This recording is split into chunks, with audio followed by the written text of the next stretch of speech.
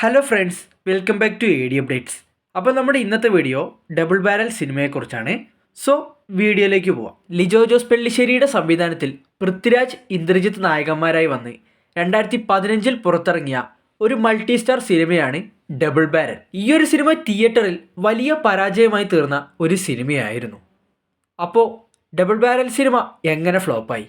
നമുക്ക് അനാലിസിസിലേക്ക് കടക്കാം. Double barrel എന്ന സിനിമ ഗാങ്സ്റ്റർ ആക്ഷൻ കോമഡി സിനിമയാണ്. സിനിമ ഫ്ലോപ്പ് ആവാനുള്ള മെയിൻ റീസൺ സിനിമ ഇറങ്ങിയ ആ ഒരു ടൈം തന്നെയാണ്, 2015. ആ ടൈമിൽ ഓഡിയൻസിന് ആർക്കും ഈ ഒരു സിനിമ തീരെ കണക്റ്റ് ആയിരുന്നില്ല.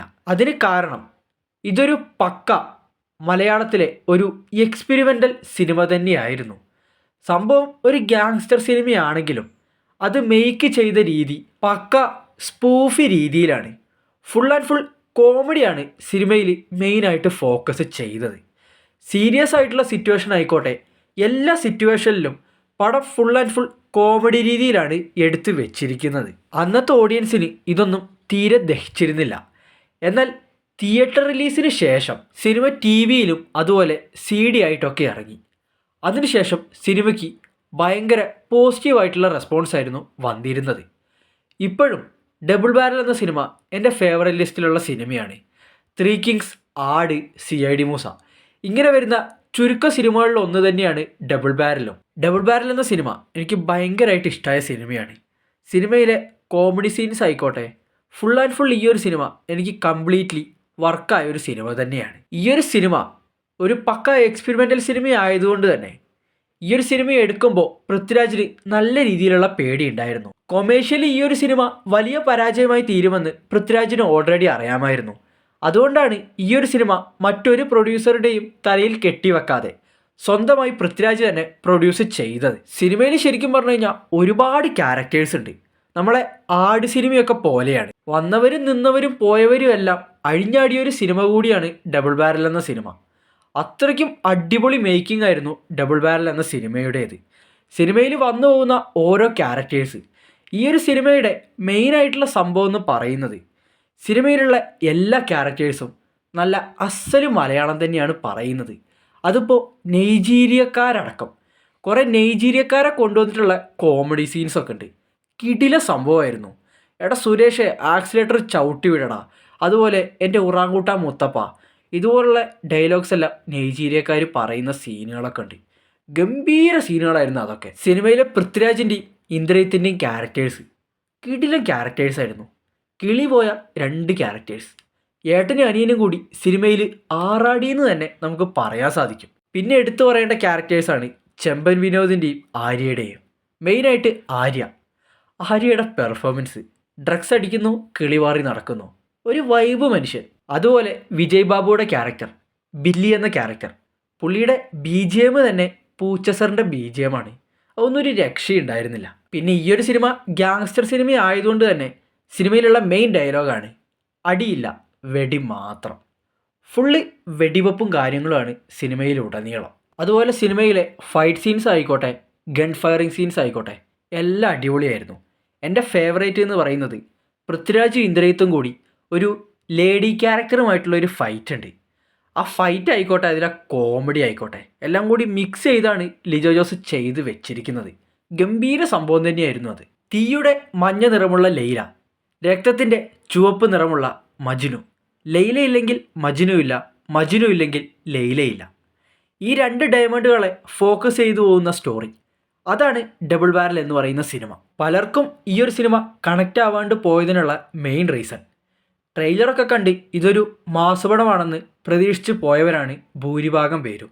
എന്നാൽ പടം കണ്ടു കഴിഞ്ഞപ്പോഴാണ് മനസ്സിലായത് ഇതൊരു മാസപടമല്ല, ഗാങ്സ്റ്റർ കോമഡി പടമാണെന്ന്. പിന്നെ കോമഡീസ് എല്ലാം സ്പൂഫ് രീതിയിലുമാണ്. അതുകൊണ്ടാണ് ഇത് പലർക്കും കണക്റ്റ് ആവാണ്ട് പോയത്. അതുപോലെ സിനിമയുടെ കളർ ഗ്രേഡിംഗ് ആയിക്കോട്ടെ, ലൈറ്റിംഗ് പരിപാടികളായിക്കോട്ടെ, അത് കുറച്ച് ഓവറായിരുന്നു എന്ന് എനിക്ക് പേഴ്സണലി തോന്നിയിരുന്നു. ഇതും സിനിമയെ ബാധിച്ച ഒരു മെയിൻ നെഗറ്റീവായിരുന്നു. സിനിമയിലെ സോങ്സും BGMസും നൈസായിരുന്നു. പിന്നെ സിനിമയ്ക്ക് വേറൊരു മുട്ടം പണിയും കൂടി കിട്ടിയിരുന്നു.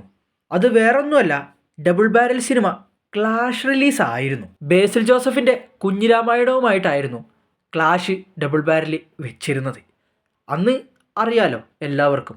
കുഞ്ഞിരാമായണമായിരുന്നു ക്ലാഷ് തൂക്കിയത്. നല്ല രീതിയിൽ വിജയിച്ച ഒരു സിനിമ കൂടിയായിരുന്നു കുഞ്ഞിരാമായണം. സോ ഈ ഒരു ക്ലാഷും ഡബിൾ ബാരൽ സിനിമയെ നന്നായിട്ട് ബാധിച്ചു എന്ന് തന്നെ നമുക്ക് പറയാൻ സാധിക്കും. ഒന്നാമത് സിനിമ പലർക്കും കണക്റ്റ് ആവാണ്ട് വന്നപ്പോൾ ആ ടൈമിൽ കുഞ്ഞിരാമായണം കയറിക്കൊളുത്തി. അപ്പോൾ പിന്നെ മിക്കവരും കുഞ്ഞിരാമായണത്തിനാണ് കയറിയത്. അപ്പം തന്നെ ഡബിൾ ബാരൽ ഏറെക്കുറെ തീരുമാനമായി. സിനിമയിൽ പറയാൻ വിട്ടുപോയൊരു കാര്യം, VFX പരിപാടികൾ. മെയിനായിട്ട് സിനിമയുടെ ക്ലൈമാക്സ് പോർഷൻ. ആ പോർഷനിൽ ഹെലികോപ്റ്ററിൽ വന്ന് ഒരു മെഷീൻ ഗണ്ണ് വെച്ച് ഷൂട്ട് ചെയ്യുന്ന ഒരു സീനുണ്ട്. അത് 2015 എടുത്തതെന്ന് ഓർക്കണം.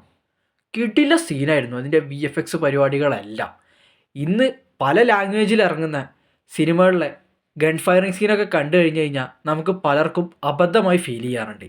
അങ്ങനെ ഇരിക്കുമ്പോൾ 2015 ലിജോ ചെയ്തു വെച്ച ആ ഒരു പരിപാടി, അതിന് നമുക്ക് ഹാറ്റ്സ് ഓഫ് കൊടുത്തേ പറ്റൂ. പിന്നെ ഇതൊരു സ്പൂഫ് പടമാണ്, അതുകൊണ്ടാണ് അന്നത്തെ ഓഡിയൻസിന് ഇത് കൂടുതൽ കണക്റ്റ് ആവാണ്ട് പോയത്. അതുകൊണ്ട് തന്നെ ഇതിൽ ചെറിയ ലോജിക് മിസ്റ്റേക്സ് ഒക്കെ ഉണ്ട്. ക്ലൈമാക്സിൽ പൃഥ്വിരാജും ഇന്ദ്രജിത്തും അവർ രണ്ടുപേരും മരിക്കാണ്ട് എണീച്ച് വരുന്നൊരു സീനുണ്ട്. അതും ആ മെഷീൻ ഗണ്ണ് വെച്ച് എല്ലാവരെയും തുരുതുരാന്ന് വെടിവെച്ചിട്ടിട്ടും ഇവർക്ക് രണ്ടുപേർക്ക് വെടി കൊള്ളൂല. അതൊരു ഇല്ലോജിക്കൽ പ്രോബ്ലം തന്നെയാണ്. ബട്ട് ഇതൊരു സ്പൂഫ് പടമായതുകൊണ്ട് ഇന്ന് ആർക്കും അതൊരു ഇല്ലോജിക്കൽ പ്രോബ്ലമായിട്ട് ഫീൽ ചെയ്യില്ല.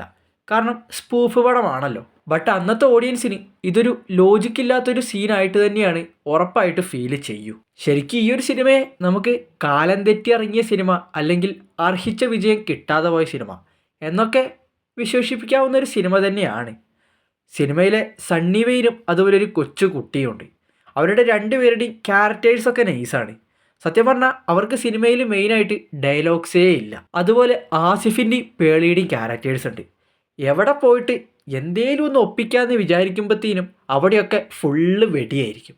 വെടിയോ വെടി. ശരിക്കും സിനിമയിലെ ക്യാരക്ടേഴ്സ് എല്ലാം കോമിക്സ് ടൈപ്പ് ക്യാരക്ടേഴ്സാണ്. അതിപ്പോൾ അവരുടെ ലുക്കായാലടക്കം. എനിക്കെന്തായാലും പേഴ്സണലി ഡബിൾ ബാരൽ എന്ന സിനിമ ഫേവറേറ്റ് ആണ്. അർഹിച്ച വിജയം കിട്ടാതെ പോയ ഒരു സിനിമ തന്നെയാണ് ഡബിൾ ബാരൽ എന്ന് പറയുന്ന സിനിമ. പിന്നെ കുഞ്ഞിരാമായണവുമായിട്ട് ക്ലാഷ് റിലീസും കൂടി ആയതോടെ പടം മൊത്തത്തിൽ അങ്ങ് ഡൗൺ ആയി. ഒരുപക്ഷെ ഇന്നാണ് ഈ ഒരു സിനിമ റിലീസെങ്കിൽ ഉറപ്പായിട്ടും നല്ലൊരു വിജയം തന്നെ ഈ ഒരു സിനിമയ്ക്ക് കിട്ടിയേനെ. കാരണം ഇന്നത്തെ ഓഡിയൻസിന് ഇതെല്ലാം നല്ല രീതിയിൽ കണക്റ്റ് ആവുന്ന പരിപാടി തന്നെയാണ്.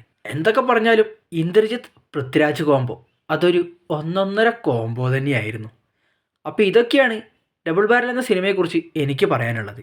ഡബിൾ ബാരൽ എന്ന സിനിമയെക്കുറിച്ചിട്ടുള്ള നിങ്ങളുടെ അഭിപ്രായം കമൻറ്റിൽ പറയുക. വീഡിയോ ലൈക്ക് ചെയ്യുക. ചാനൽ എല്ലാവരും സബ്സ്ക്രൈബ് ചെയ്ത് സപ്പോർട്ട് ചെയ്യുക. So see you the next video guys. By.